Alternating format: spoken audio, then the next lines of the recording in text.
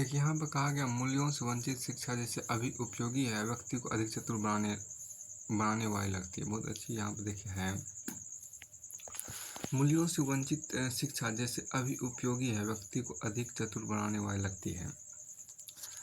यहाँ देखिए जो चीज़ें कही गई है, शिक्षा किसी भी व्यक्ति को न केवल रोजगार प्रदान करती है बल्कि उसके व्यक्तित्व निर्माण में भी सर्वाधिक निर्णायक संस्कार है। शिक्षा किसी व्यक्ति को न केवल रोजगार प्रदान करती है बल्कि उसके व्यक्तित्व निर्माण में भी सर्वाधिक निर्णायक संस्कार है। संस्कार इसलिए भी क्योंकि वैदिक कालीन समाज से वर्तमान युग तक 16 संस्कारों में उपनयन संस्कार का विशेष महत्व रहा है। 16 संस्कार देखिए, क्योंकि संस्कार इसलिए भी क्योंकि वैदिक कालीन समाज से वर्तमान युग तक 16 संस्कारों में उपनयन संस्कार का विशेष महत्व रहा है। उपनयन के पश्चात ही बालक या बालिका को शिक्षा प्राप्ति का अधिकार समझा जाता है। तब से लेकर आज तक शिक्षा की महत्ता यथावत है। शिक्षा एक अंतर्दृष्टि देती है। शिक्षा एक अंतर्दृष्टि देती है तथा जीवन जीने की एक सलीका सिखाती है। शिक्षा एक अंतर्दृष्टि देती है तथा जीवन जीने का सलीका सिखाती। एक प्रख्यात शायर के शब्दों में हम कुछ यूँ कह सकते हैं, कब कोई बात कैसे कही जाती है, यह सलीका हो तो हर बात सुनी जाती है। बहुत अच्छी बात यहाँ पर कहा गया है। कब कोई बात कैसे कही जाती है, कब कोई बात कैसे कही जाती है, यह सलीका हो तो हर बात सुनी जाती है। कब कोई बात कैसे कही जाती है, कब कोई बात कैसे कही जाती है, यह सलीका हो तो हर बात को सुनी जाती है। कब कोई बात कैसे कही जाती है, कब कोई बात कैसे कही जाती है, यह सलीका हो तो हर बात को सुनी जाती है। बहुत अच्छी बात कहा गया। कब कोई बात कैसे कही जाती है, यह सलीका हो तो हर बात को सुनी जाती है। अपने मूल स्वरूप में शिक्षा से तात्पर्य सीखने की अनवरत प्रक्रिया में मूल्यों का समावेश है। मूल्यों में तात्पर्य देखिए, मूल्यों से तात्पर्य नैतिक मूल्य जैसे ईमानदारी, निष्पक्षता, परोपकार इत्यादि। राजनीतिक मूल्य जैसे पंथ निरपेक्षता, लोकतंत्रात्मक प्रणाली में आस्था इत्यादि। सामाजिक मूल्य जैसे बंधुता, सह अस्तित्व इत्यादि। शिक्षा अपने वास्तविक स्वरूप में मूल्यों की वाहक है। शिक्षा अपने वास्तविक स्वरूप में मूल्यों की वाहक है तथा देश और कार्य परिवर्तन के साथ ही कुछ मूल्यों में परिवर्तन होता रहता है। जबकि कुछ अन्य देखिए, जबकि कुछ मूल शाश्वत होते हैं, जबकि कुछ मूल शाश्वत होते हैं। यदि संक्षेप में कहें तो मूल्य सदैव सामाजिक सामंजस्य यदि संक्षेप में कहें तो मूल्य सदैव सामाजिक सामंजस्य युक्त तथा सकारात्मक एवं रचनात्मक परिवर्तनों को न केवल प्रेरित करते हैं बल्कि उनके वाहक भी होते हैं। इस प्रकार देखें तो मूल्यहीन शिक्षा रचनात्मक परिवर्तन तथा सहयोग और सामंजस्य अछूती रहेगी और समाज की गतिशीलता को बाधित करेगी। जैसा कि प्रख्यात विद्वान मिशेल फुको ने उचित ही कहा था कि वर्तमान समय में सत्ता, ज्ञान अर्थात शिक्षा के रथ पर सवार होकर आती है। वर्तमान समय आपको सत्ता, ज्ञान अर्थात शिक्षा के रथ पर सवार होकर आती है। इस प्रकार मूल्यहीन शिक्षा सत्ता के स्वरूप को भी गतिहीन बना देती है। वास्तव मानव जीवन को उन्नत बनाने वाले साधनों आदिम काल से ही शिक्षा का सर्वप्रथम योगदान रहा। यदि शिक्षा सकारात्मक होगी तो समाज तथा विश्व की यदि शिक्षा सकारात्मक होगी तो समाज तथा विश्व के लिए हितकारी होगी, और यदि शिक्षा नकारात्मक मूल्यों से संप्रवृत्त होगी तो समाज तथा विश्व के परमाणु बम से भी अधिक हानिकारक होगी। कबीरदास ने भी बहुत उपयुक्त शब्दों में कुछ यूँ कहा है, बड़ा हुआ तो क्या हुआ जैसे पैर खजूर, पंछी को छाया नहीं फल लगे आते दूर। बहुत अच्छी बात कहा कि बड़ा हुआ तो क्या हुआ जैसे पैर खजूर, पंछी को छाया नहीं फल लगे अति दूर। तो बड़ा हुआ तो क्या हुआ जैसे पैर खजूर, बड़ा हुआ तो क्या हुआ जैसे पैर खजूर, पंछी को छाया नहीं फल लगे अति दूर। बड़ा हुआ तो क्या हुआ जैसे पैर खजूर, पंछी को छाया नहीं फल लागे अति दूर। अर्थात मूल्यहीन शिक्षा खजूर उस वृक्ष की भांति है जो सिर्फ नाम मात्र का ही वृक्ष है, ना ही राहगीर को छाया प्रदान कर सकता है और ना पशु पक्षियों को फल प्रदान करके उनकी भूख मिटा सकता है। हम ओसामा बिन लादेन तथा महात्मा गांधी का उदाहरण ले सकते हैं। ओसामा ने रसायन में उच्च शादी यहाँ बहुत अच्छी बात, ओसामा ने रसायन विज्ञान में उच्च शिक्षा प्राप्त की तथा मूल्यों को आत्मसात नहीं किया और संपूर्ण विश्व में मानवता के सबसे बड़े हथियारे के रूप में कुख्यात रहा। वही महात्मा गांधी ने लंदन से वकालत की शिक्षा प्राप्त की तथा सकारात्मक मूल्यों को ग्रहण किया तथा उन्होंने मानवता की सेवा में अपना सारा जीवन समर्पित कर दिया और उन्हीं के प्रयासों से भारत सहित विश्व के अन्य देशों से साम्राज्यवाद तथा नस्लवाद को उन्हीं के प्रयासों से भारत सहित विश्व के अन्य देशों से साम्राज्यवाद तथा नस्लवाद को मुंह की खानी पड़ी। फिर आपको आगे यहाँ पर कहा गया, देखिए कि यदि वर्तमान परिदृश्य को देखें तो 1991 के बाद वैश्वीकरण के पश्चात शिक्षा के स्वरूप में अत्यधिक परिवर्तन आया है। वर्तमान शिक्षा की उपयोगिता मात्र रोजगार प्रदान करने वाले साधक तक सीमित समझाने लगी है और मूलहीन शिक्षा ने वास्तविक मानक के स्थान पर आर्थिक मानव का निर्माण करना आरंभ किया। यही देखिए, यह वही दौर था जबकि विदेशी कंपनियों ने भारत का रुख किया। तब भारत में प्रत्यक्ष विदेशी निवेश का इनफ्लो बढ़ना आरंभ हुआ। भारत में IT, प्रबंधन, BPO, टूरिज्म सहित सेवा क्षेत्र में रोजगार की अभूतपूर्व वृद्धि देखी गई। देश के नवयुवकों का रुझान तेजी से सेवा क्षेत्र हेतु उपयोगी शिक्षा की तरफ बढ़ा। शिक्षा क्षेत्र में यह क्रांति की अवस्था थी तथा शिक्षा से मूल्यों के शीघ्रता से तिरोहित होते जाने का भी यहीं से जो दौर आरंभ हुआ वह बदस्तूर आज भी जारी रहा। एक प्रख्यात शायर के शब्दों में हम कुछ यूँ बयां कर सकते हैं, घरों पर नाम थे, नामों के साथ ओहदे थे। घरों पर नाम थे, देखिए घरों पर नाम थे, नामों के साथ ओहदे थे, बहुत तलाश किया मगर कोई आदमी ना मिला। घरों पर नाम थे, नामों के साथ ओहदे थे, बहुत तलाश किया मगर कोई आदमी ना मिला। घरों पर नाम था, देखिए घरों पर नाम थे, घरों पे नाम थे, नामों के साथ ओहदे थे। देखिए घरों पर नाम थे, नामों के साथ ओहदे थे, बहुत तलाश किया मगर कोई आदमी ना मिला। देखिए घरों पर नाम थे, नामों के साथ ओहदे थे, बहुत तलाश किया मगर कोई आदमी ना मिला। बहुत अच्छी बात है हम दिखा रहे, देखिए क्या कि घरों पर नाम थे, नामों के साथ ओहदे थे, बहुत तलाश किया मगर कोई आदमी ना मिला। अब के समानता, मानवता, पारिवारिक मूल्य, अस्तित्व, बंधुता, परोपकार, सदाचार जिसे मान्यता, नैतिक मूल्य आज बीते जमाने की बात बनते जा रही। एक विद्वान शायर ने इस पर कुछ इस तरह दुख व्यक्त किया, इंसानियत की रोशनी गुम हो गई कहाँ, साए हैं आदमी के अब आदमी कहाँ। देखिए इंसानियत की रोशनी गुम हो गई कहाँ, इंसानियत की रोशनी गुम हो गई है कहाँ, साए हैं आदमी के अब आदमी कहाँ, साए हैं आदमी के अब आदमी कहाँ। इंसानियत की रोशनी गुम हो गई है कहाँ, इंसानियत की रोशनी गुम हो गई है कहाँ, साए हैं आदमी के अब आदमी कहाँ। इसमें जो कहा गया, देखिए था जबकि भारतीय संदर्भों में शिक्षा पश्चिमी संदर्भों से ठीक विपरीत है। भारतीय संदर्भ में शिक्षा का तात्पर्य स्व को जानना तथा स्व का विस्तार करना, तात्पर्य स्व की क्षमताओं को जानना तथा समाज तथा विश्व में अपना सार्थक योगदान देना। शिक्षा संकीर्णताओं से जैसे लैंगिक, क्षेत्रीय, भाषाई, धार्मिक, जातीय संकीर्णताओं से मुक्त कराती है तथा संकीर्णता से मुक्त मनुष्य संपूर्ण विश्व को अपना परिवार समझेगा तब वसुधैव कुटुंबकम की अवधारणा चेतार्थ होती है। अर्थात भारतीय संदर्भों में शिक्षा व्यक्ति से लेकर संपूर्ण विश्व तक सामंजस्य स्थापित करती है। शिक्षित व्यक्ति अपने कर्तव्य तथा अधिकारों से परिचित होगा तथा यह शिक्षित व्यक्ति एक जागरूक तथा सजग नागरिक के रूप में लोकतांत्रिक मूल्यों को और सशक्त करेगा। जबकि पश्चिमी देशों में शिक्षा को रोजगार प्राप्त करने के साधन के रूप में देखा जाता है। इस प्रकार वहाँ शिक्षा मानव को आर्थिक मानव बनाती है, जबकि परंपरागत भारतीय शिक्षा व्यक्ति को नैतिक मानव बनाने पर जोर देती है। यदि दोनों ही दृष्टिकोण को जोड़ दे तो हम वर्तमान समय का अनुरूप वास्तविक शिक्षा प्राप्त हो जाएगी। शिकागो में 1893 में यही बात स्वामी विवेकानंद विश्व धर्म संसद के मंच से कर रहे थे। उनका कहना था कि पूर्व भारत सदैव विश्व का आध्यात्मिक गुरु रहा है। पूर्व भारत सदैव विश्व का आध्यात्मिक गुरु रहा है तथा पश्चिम आज भौतिकता के विश्व में आगे हैं तथा यदि पूर्वतः पश्चिम अर्थात भौतिकता आधुनिकता आपस में जुड़ जाए तो हम सही मायनों में एक सच्चे विश्व का निर्माण कर पाएंगे। हमारी वर्तमान शिक्षा प्रणाली औपनिवेशिक देन है। 1835 के मैकाले घोषणा पत्र के माध्यम से अंग्रेजी शिक्षा की मानसिक गुलामी हम पर जबरन और आरोपित की गई। वह इसलिए क्योंकि अंग्रेजों के दिन प्रतिदिन के प्रशासन चलाने हेतु हजारों की संख्या में क्लर्कों की आवश्यकता थी। 15 अगस्त 1947 को आज़ादी मिलने के बाद हम शिक्षा व्यवस्था में औपनिवेशिक मानसिकता को ही लेकर आगे बढ़े हैं, क्योंकि मूल समस्या तो यही है कि हम शिक्षा के वास्तविक अर्थ को ही नहीं समझ पाए हैं। देखिए शिक्षा केवल आर्थिक उपार्जन का ही माध्यम, देखिए शिक्षा केवल आर्थिक उपार्जन का ही माध्यम नहीं है। स्वतंत्रता के पश्चात उम्मीद जगी है थी, देखिए शिक्षा केवल आर्थिक उपार्जन का ही माध्यम नहीं है। स्वतंत्रता के पश्चात उम्मीद जगी थी कि शिक्षा व्यवस्था में कोई मौलिक परिवर्तन आएगा, लेकिन स्थिति में अपेक्षित सुधार नहीं आ पाया। इसे दुष्यंत कुमार के शब्दों में कुछ यूँ कहा जा सकता है, इसे दुष्यंत कुमार के शब्दों में कुछ यूँ कहा जा सकता है, कहाँ देखिए कहाँ तो था, कहाँ तो तय था चिराग हर एक घर के लिए, कहाँ तो तय था चिराग हर एक घर के लिए, कहाँ चिराग मैसर नहीं शहर के लिए।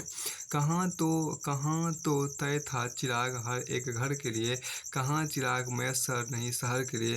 भारत ने साक्षरता के प्रतिशत में काफ़ी बढ़ोतरी की था, आज लगभग 70% भारतीय साक्षर है, लेकिन शिक्षा में आपको मूल्यहीनता का असर बढ़ता ही जा रहा है। सन 2008 में केंद्र सरकार द्वारा गठित प्रोफेसर यशपाल कमेटी ने शिक्षा अवस्था पर अपनी रिपोर्ट में लिखा था, अतृप्त मन अधैर्य पीढ़ी का निर्माण करता है। देखिए अतृप्त मन अधैर्य पीढ़ी का निर्माण करता है तथा इससे बने हुए डॉक्टर इलाज के स्थान पर अंगों के कृत्रिम व्यापार में संलग्न हो जाते हैं।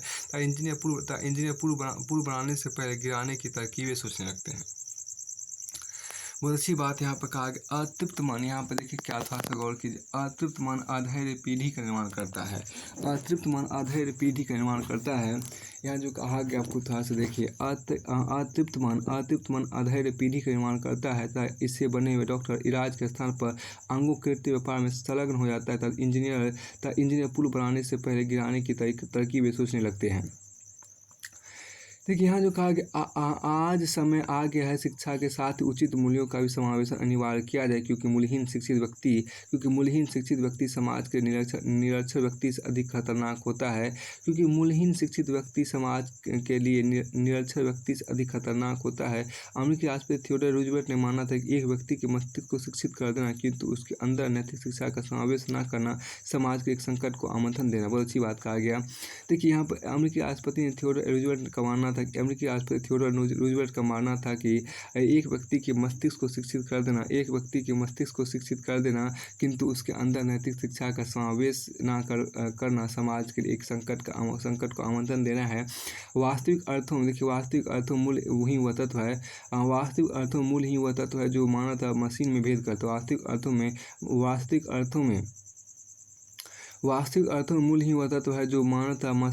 करता है। वास्तविक अर्थों में मूल ही वह तत्व है जो मानवता मशीन में भेद करता है। तब मूलहीन शिक्षित व्यक्ति उस मशीन के समान है। जिसमें कार्यकुशलता तो है परंतु मानवीय गुण जैसे दया, संवेदना इत्यादि अनुपस्थित है। ऐसे गुणों से रहित मानव प्रशिक्षित अर्थात चतुर है, लेकिन मानवीय गुणों से रिक्त होने के कारण शैतान भी है। यहाँ एक शब्द कहे तो चतुर शैतान। अतः मूल्यों से युक्त शिक्षा व्यवस्था के प्रसार की आवश्यकता है ताकि विश्व पुनः वसुधैव कुटुम्बकम की भावना के साथ मनुष्य के रहने योग्य सर्वोत्तम स्थान बन सके, ना कि शैतानों के। देखिए यहाँ पर क्या भारत धर्मनिरपेक्ष देश के विचार को आत्मसात कर गया है, अगर हाँ तो कितना। बहुत अच्छी बात यहाँ पर अच्छा लेख यहाँ पर है, क्या भारत धर्मनिरपेक्ष देश के विचार को आत्मसात कर गया है, अगर हाँ तो कितना। आज के सन 2009 की बात है। भारतीय लोकतंत्र की 15वीं लोकसभा के चुनाव के परिणाम के बाद मंत्रिमंडल का देखिए यहाँ पर शपथ ग्रहण समारोह हो रहा था। पूरे विश्व जन समुदाय की नज़र भारत की राजधानी नई दिल्ली पर करी थी, क्योंकि जो व्यक्ति प्रधानमंत्री बनने वाले थे वे सिख थे। उन सिख प्रधानमंत्री की एक ईसाई महिला ने कुर्सी छोड़ी थी। एक ईसाई महिला ने कुर्सी छोड़ी थी उस देश के लिए जिसमें लगभग 80% जनता हिंदू है, एवं वे व्यक्ति एक मुस्लिम राष्ट्रपति से शपथ ग्रहण करने वाले थे। इस धार्मिक विविधता एवं शांतिपूर्वक सत्ता हस्तांतरण देखकर पूरा विश्व स्तंभ रह गया, क्योंकि इस प्रकार के उदाहरण खोजने में विश्व को बरसों लग गए। फिर देखिए यहाँ पर क्या भारत की धार्मिक विविधता एवं देश के धर्मनिरपेक्ष चरित्र का परीक्षण करने से पूर्व हमें इतिहास के घर में जाना होगा और देखना होगा क्या भारत कभी धार्मिक रूप से कट्टर रहा है। क्या भारत की संस्कृति धार्मिक विशुद्धता को ही महत्व देती आई है, या इसने कभी ऐसा माना ही नहीं। वर्तमान में आप देखिए क्या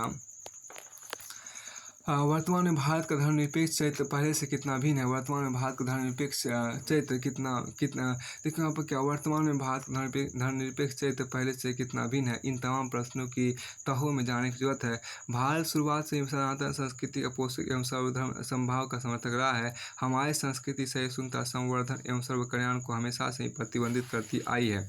वैदिक काल से भारत में पार्क आई। देखिए यहाँ पर क्या वैदिक काल से भारत में पार्क आई, हिंद आर्य, पार्क आर्य, हिंद आर्य तथा कुषाण, तुर्क से लेकर अंग्रेज, फ्रेंच, पुर्तगाली एवं डच लोग आए और यहीं के होकर लगे। भारत भूमि के विशाल हृदय ने इनका धर्म पंथ पूछे बगैर इनको अपने आंचल में समेट, कभी भी भारत धर्मनिरपेक्ष क्षेत्र पर सवाल करने की जरूरत ही नहीं पड़ी। इसके साथ समय के चक्र ने सभी समुदायों को विकसित होने का मौका दिया एवं 15 अगस्त 1947 की भोर ने 15 अगस्त 1947 की भोर ने भारत को राजनीतिक रूप से स्वतंत्र घोषित कर दिया।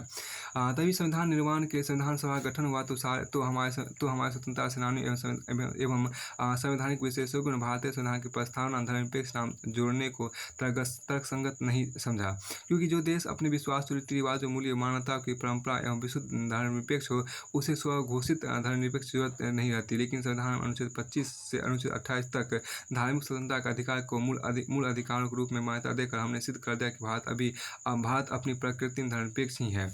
इन अनुच्छेदों में प्रत्येक भारतीय को किसी भी धर्म के विचार को मानने या अंत करने से उसे अपनाने की आज़ादी मिली है। अपने धर्म का अबाध रूप से प्रचार करने की स्वतंत्रता भी इसी में शामिल है। चूँकि सभी धर्मों का प्रतिनिधित्व समान नहीं है, इसलिए अनुच्छेद 29-30 में अल्पसंख्यकों को अधिकार देकर उनकी आकांक्षाओं को निर्मूल किया और उन्हें यह विश्वास दिलाया कि भारत में किसी व्यक्ति को अपने धर्म को लेकर संशय में लाने की जरूरत नहीं है, क्योंकि यह वही बात है जिसमें सन 1857 की क्रांति में हिंदू मुस्लिम समुदाय ने कंधे से कंधा मिलाकर एक साथ लंबी लड़ाई लड़ी थी। यह तो हुई संवैधानिक उपबंधों एवं कानूनी संवैधानिक उपबंधों एवं कानूनी नियमों की बात। देखिए अब हम अपने भारतवासियों के व्यवहार पाते हैं।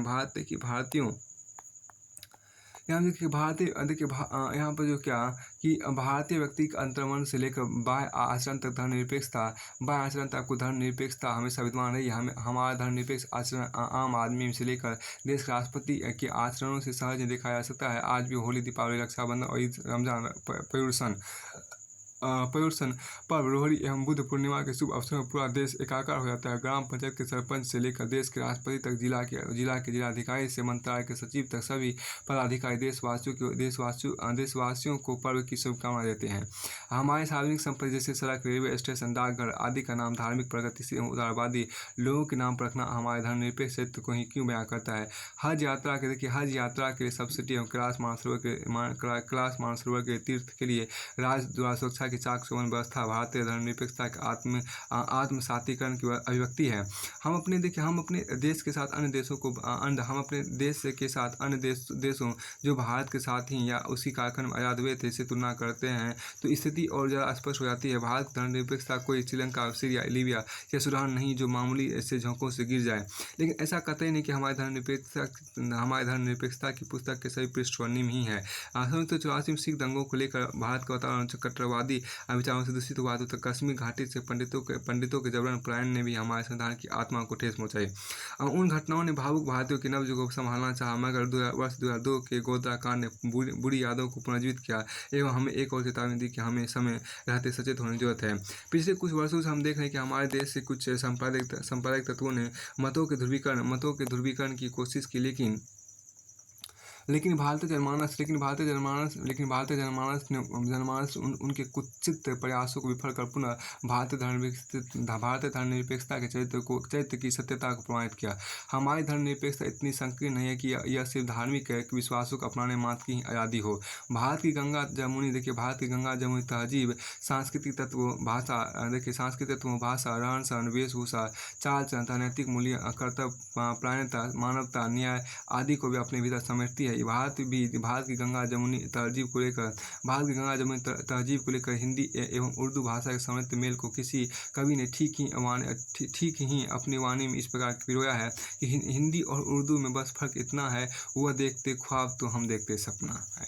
देखिए हिंदी और उर्दू में बस फ़र्क इतना है, यहाँ बहुत अच्छी बात कहा गया है। देखिए हिंदी और उर्दू में देखिए हिंदी और उर्दू में बस फ़र्क इतना है, हिंदी और उर्दू में बस फ़र्क इतना है, वह देखते ख्वाब है तो हम देखते सपना है।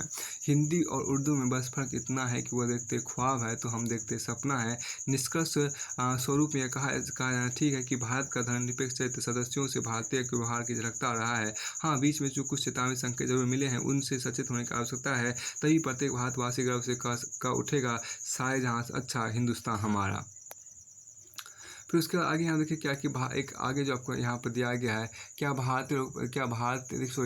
आपको कहा गया भारतीय पारंपरिक, देखिए पारंपरिक भारतीय परोपकारिता से गेट्स बफेट्स मॉडल तक एक सहज प्रगमन या एक रूपावली अंतरण यहाँ पर कहा गया।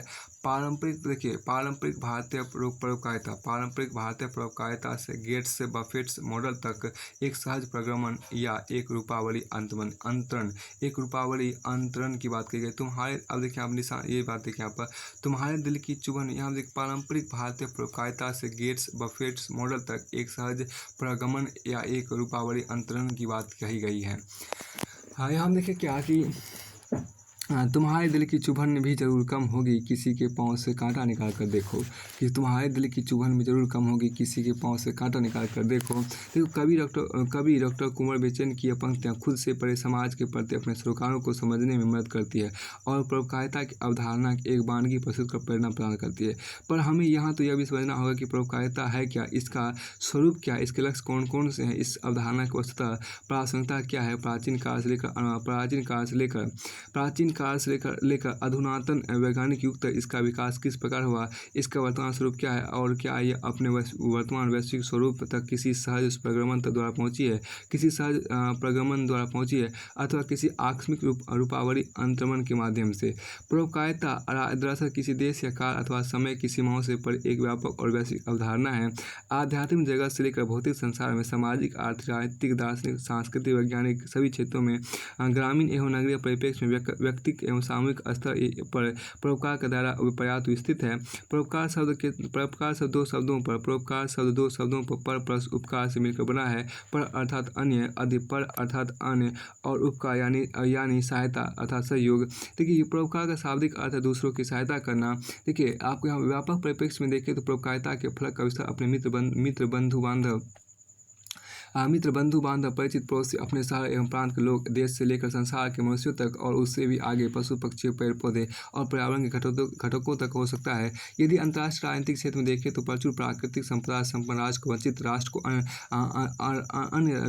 राष्ट्र को धान आपूर्ति करना, तकनीकी रूप से पिछड़े देश को तकनीकी एवं वैज्ञानिक समर्थन उपलब्ध कराना, प्राकृतिक एवं मानव जन आपदा की स्थिति में विभिन्न शक्तिशाली राष्ट्रों के मध्य सहायता हेतु होड़ मचना आदि परोपकारिता के उदाहरण है। राष्ट्रीय स्तर पर केदारनाथ त्रासदी जैसे संकटों के क्षणों में प्रधानमंत्री राहत कोष में भरपूर दान प्राप्त होगा। दुर्गम एवं पहाड़ी राज्यों को विशेष राज्य का दर्जा देकर उन्हें अतिरिक्त केंद्रीय अनुदान, सामाजिक शैक्षणिक रूप से पिछड़े एवं वंचित वर्गों, अनुसूचित जाति, अनुसूचित जनजाति, अन्य पिछड़ा वर्ग, अल्पसंख्यक जनजातीय समुदाय, दुर्गम क्षेत्रों के निवासी, महिलाएं, विकलांगजन, ग्रामीण, 14 वर्ष से कम आयु के बच्चे आदि के प्रति संवेदनशीलता विकसित कर आवास योजनाएं, 15 सूत्रीय कार्यक्रम, सबला, सक्षम, मनरेगा, मध्याह्न भोजन, पेंशन, छात्रवृत्ति जैसी लोक कल्याणकारी योजनाएं चलाना। सामाजिक स्तर पर विविध गैर सरकारी संगठनों द्वारा सुदूर क्षेत्रों में विकास एवं जागरूकता बढ़ाने के कार्यक्रम चलाना। निःशुल्क औषधालय, विद्यालय, अनाथालय, वृद्धाश्रम, संरक्षण गृह, भोजनालय, भंडारे आदि चलाना। आर्थिक स्तर पर मेधावी छात्रों को छात्रवृत्ति, जरूरतमंदों की आर्थिक सहायता, आध्यात्मिक एवं दार्शनिक स्तर पर साधना द्वारा अनुभूत ज्ञान, बोधि एवं ध्यान की तकनीकों का जन जन में प्रचार, आत्म विकास के साथ सबका विकास, धार्मिक अधिकार तक सभी वर्गों की समान पहुँच, सांस्कृतिक स्तर पर सबको जोड़कर चलने की संस्कृति विकसित करना, हम सब के सब हमारे का भाव जागृत करना। हम सब के सब हमारे का भाव जागृत करना, वैज्ञानिक एवं तकनीकी स्तर पर अंधश्रद्धा निर्मूलन हेतु डॉक्टर नारायण दाभोलकर की भांति भागीरथ प्रयास करना, वैज्ञानिक मनोवृत्ति के विकास हेतु कार्य करना आदि तमाम कार्य परोपकारिता की व्यापक अवधारणा में समाविष्ट हो जाते हैं। यहाँ देखिए जहाँ तक पारंपरिक भारतीय परोपकारिता का संदर्भ है तो यह सर्वविदित है कि परोपकारिता की भारतीय परंपरा बेहद प्राचीन सतत एवं समावेशी रही है। प्राचीन भारत में मिथक हो या पुराण कथाएं, बौद्ध जैन ग्रंथ हो या सूफी किताबें, नानक की गुरुवाणी हो या कबीर के दोहे, भारतीय साहित्य एवं संस्कृति में परोपकारिता के आदर्श उदाहरणों की कोई कमी नहीं है। महर्षि व्यास के अष्टादश पुराणेषु देखिए यहाँ पे महर्षि व्यास के अष्टादश पुराणेषु व्यास्य वचनद्यम, देखिए यहाँ पर परोपकार्य पुण्याः पापय परपीडनम के संदेश को लेकर तीर्थकर महावीर के परस्पर रोपग्रहों जीवानाम के आह्वान तक बुद्ध के संदेश भोजन हिताय भोजन सुखाय से लेकर गुरु नानक के संदेश नानक नाम चढ़दी कला तेरे भाने सर्वत दा भला, नानक नाम चढ़दी कला तेरे भाने सर्वत दा भला तक पारंपरिक भारतीय परोपकारिता का एक नैरन्तर्यपूर्ण विकासमान स्वरूप उभर कर सामने आता है। यह भारतीय यहाँ देखिए यह भारतीय परोपकारिता की परंपरा का उदात्त रूप है। यहाँ देखिए यह भारतीय परोपकारिता यह भारतीय देखिए यहाँ पर यह भारतीय परोपकारिता की परंपरा का ही उदात्त रूप है कि यहाँ राजा से भी एक पक्षी को बचाने के अपने शरीर के अंग का त्याग कर देते हैं, तो दूसरी ओर महर्षि दहीची मानवता एवं प्रकृति रक्षा के अपने तेजोमयी अस्थियों का दान अथवा शरीर त्याग कर देते हैं। राजकुमार सिद्धार्थ बुद्ध ने अपने चचेरे भाई देवदत्त से एक मासूम हंस को बचाकर मारने वाले से बचाने वाला बड़ा होता है की धारणा स्थापित करते हैं। तो कबीर, रैदास, नानक, दादू, रहीम, ज्ञानेश्वर, नामदेव, तुकाराम, नरसी, चैतन्य महाप्रभु, गोरखी, तुलसी, सुर, शंकर देव, आंडाल, राबिया, मोइनुद्दीन चिश्ती, निजामुद्दीन औलिया, शेख सलीम चिश्ती जैसे संत फकीर खुद की परवाह किए बगैर तमाम प्रतिकूल परिस्थितियों के बावजूद जनमानस में दया, करुणा, अहिंसा, सत्य, परोपकार, संयम, तप, त्याग, सांप्रदायिक सद्भाव जैसे शाश्वत मूल्यों का प्रसार करने जुटे होते हैं। देखिए भारतीय दर्शन में सदियों से रचा बसा यह परोपकारिता का मूल्य आज भी इसी कारण से न्यूनानिक रूप में विकसित होकर उपस्थित होता है। इस मूल्य का असर देश के कोने कोने में, गांव शहरों में खुले हुए धर्मार्थ चिकित्सालयों, विद्यालयों, आश्रमों, अनाथालयों, वृद्धाश्रमों आदि के रूप में देखा जा सकता है। भारतीय यहाँ देखिए कि भारतीय स्वतंत्रता संघर्ष में राष्ट्रीय नेता एवं क्रांतिकारियों की शहादत स्वयं में परोपकारिता का चरम आदर्श है। जब एक युवा वरिष्ठ देश लौटकर गरीबी, भुखमरी, भेदभाव, छुआछूत, शोषण का अंतहीन सिलसिला देखकर द्रवित हो उठता है और अपना संपूर्ण निज पारिवारिक हित त्याग कर एक धोती एवं लाठी धारण कर स्वयं को समाज के हित में झोंक देता है, तब राष्ट्रपिता गांधी के विराट व्यक्तित्व का निर्माण होता है। जालियांवाला बाग हत्याकांड के बाद टैगोर का नायटू उपाधि का परित्याग हो या राजपत राय का लाठी खाकर प्राण देना, परोपकारिता के आदर्श से प्रेरित होकर इन महापुरुषों ने व्यापक हित में निज हित को तिरस्कृत किया। परोपकारिता के आदर्श से प्रेरित होकर इन महापुरुषों ने व्यापक हित में निज हित को तिरस्कृत किया। आज की भारतीय संविधान की प्रस्तावना से लेकर राज्य के नीति निर्देशक तत्वों एवं मूल कर्तव्यों तक परोपकारिता की अवधारणा समाहित दिखाई देती है। केंद्र एवं राज्य सरकार द्वारा आम आदमी के विकास एवं राष्ट्र निर्माण के लिए चलाई जा रही कल्याणकारी योजनाएं परोपकारी राज का स्वरूप निर्मित करती है। अंतर्राष्ट्रीय राजनय के क्षेत्र में भी भारतीय परोपकारिता की मौजूदगी दिखती है, चाहे यह अफगानिस्तान के पुनर्निर्माण में सहायता हो या नेपाल भूटान की पनबिजली परियोजना की मदद। भारतीय परोपकारिता की परंपरा आज भी बदस्तूर कायम है। देखिए जहाँ तक पश्चिम के गेस्ट बफेट मॉडल का प्रश्न है तो यह निसंदेह एक क्रांतिकारी और युग परिवर्तनकारी पहल है, जिसकी शुरुआत विश्व के दो सर्वाधिक धनी व्यक्तियों बिल गेट्स और वॉरेन बफेट के निजी प्रयासों से भी है। वैश्विक स्तर पर उपकारिता के इन 2 बड़े उदाहरणों से पहले शायद ही किसी को अनुमान था कि ये मानव प्रेमी अपनी अधिकांश अकुत संपत्ति एशिया, अफ्रीका से पिछले महाद्वीपों, गरीबी एवं साधनहीन जनता के शैक्षणिक विकास एवं रोग उन्मूलन को समर्पित कर देंगे। माइक्रोसॉफ्ट कंपनी के संस्थापक बिल गेट्स ने अपनी संपत्ति दान कर bill and Melinda Gates foundation बनाया, जो आप अफ्रीकी, एशियाई देशों समेत विश्व में स्वास्थ्य सुधार, एड्स नियंत्रण, शैक्षिक उन्नयन की परियोजना पर काम कर रहा है। इसी तरह अमेरिका के सबसे बड़े निवेशक वॉरेन बफेट ने भी जॉय ऑफ गिविंग के आदर्श के अनुरूप अरबों डॉलर की संपत्ति को कल्याणकारी परोपकारिता कार्यों को लिए त्याग दिया। निश्चित रूप से गेट बफेट्स मॉडल आज की कलाकार प्रतिस्पर्धा के मशीनी दौर में स्वार्थ के स्थान पर परमार्थ की मिसाल प्रस्तुत करता है। सवाल यह है कि गेट्स बफेट मॉडल तक विकसित परोपकारिता की यह परंपरा एक सहज प्रगमन है या एक तीव्र स्वरूपवादी अंतरण या एक तीव्र रूपावली अंतरण। कुछ लोग इस परोपकारिता के मॉडल को एक बिल्कुल पृथक और गैर प्राथमिक नवीन मॉडल के रूप में मानते हैं, जबकि कुछ दूसरे विद्वानों का मत है कि दरअसल यह मॉडल नया नहीं है, बल्कि पारंपरिक परोपकारिता के मॉडल का ही नवीन भाषा संस्करण है। कोई भी घटना एक वैश्वीकृत समुदाय में आकस्मिक या अवतीर्ण न होकर पूर्ववर्ती दार्शनिक, सामाजिक, राजनीतिक,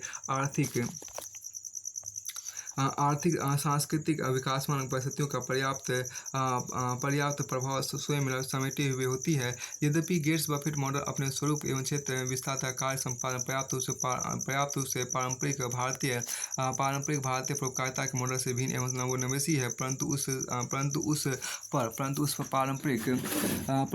पारंपरिक भारतीय परोपकारिता के प्रभाव से अछूता रहने का आरोप लगाना संगत प्रतीत नहीं होता। देखिए, जॉय ऑफ गिविंग या देने का आनंद दरअसल दार्शनिक रूप में परोपकाराय संता विभूते के दर्शन का सहज विकास है।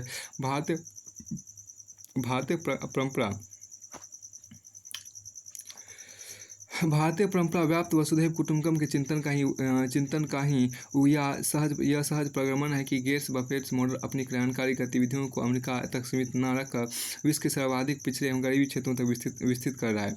अन्यथा यदि गेट्स बफेट मॉडल के अंतर्गत महज उनके देश के भीतर ही विकास कार्य किया जाता है तो यह परोपकारिता ही कहलाता है। परंतु गेट्स बफेट से देशों जातीयताओं, धर्मों, संप्रदाय, भाषाओं की संकीर्ण और सीमाओं का अतिक्रमण करते हुए अधिक जरूरतमंद एवं वंचित लक्ष्य समूहों के मध्य अपनी परोपकारी योजनाएं संचालित की। संस्कृत साहित्य में एक युक्ति है। देखिए, संस्कृत साहित्य में एक युक्ति है, महाजनों येन गत सपंथा, अर्थात महान लोग जिस राह पर चलते हैं ये वही श्रेष्ठ एवं अनुकरण करने योग्य मार्ग है। देखिए, महाजनों येन गत सपंथा, अर्थात महाजन लोग जिस राह पर चलते हैं वही श्रेष्ठ एवं अनुकरण करने योग्य मार्ग है। इसी तरह गीता में भी लिखा है कि श्रेष्ठ लोग जैसा आचरण करते हैं देखिए, श्रेष्ठ लोग जैसा आचरण करते हैं, साधारण लोग उसी का अनुकरण करते हैं। क्या यही विशेषता हमें गेट्स बफेट मॉडल में दिखाई नहीं, जहाँ जॉय ऑफ गिविंग के आदर्श के रूप में देखिए, जहाँ जॉय ऑफ गिविंग के आदर्श के प्रति रुचि में बिल गेट्स के दान के बाद इजाफा दिखाई देता है। बिल गेट्स के दान के बाद इजाफा दिखाई देता है और वॉरेन बफेट ने इसी तरह श्रेष्ठ मार्ग का अनुसरण करते हुए अपनी संपदा को जनकल्याण हेतु समर्पित किया। यहाँ यह भी ध्यान देने योग्य है कि पश्चिम के गेट्स बफेट मॉडल पारंपरिक भारतीय परोपकारिता का सहज प्रगमन होकर पर्याप्त नवीन, मौलिक एवं नवोन्मेषी है। उदाहरणार्थ, जहां भारतीय पारंपरिक मॉडल ग्राम त्याग एवं दान की परंपरा तक सीमित रहा है, वहीं गेट्स बफेट मॉडल त्याग दान तक स्वयं को सीमित न रखकर उनके प्रति उचित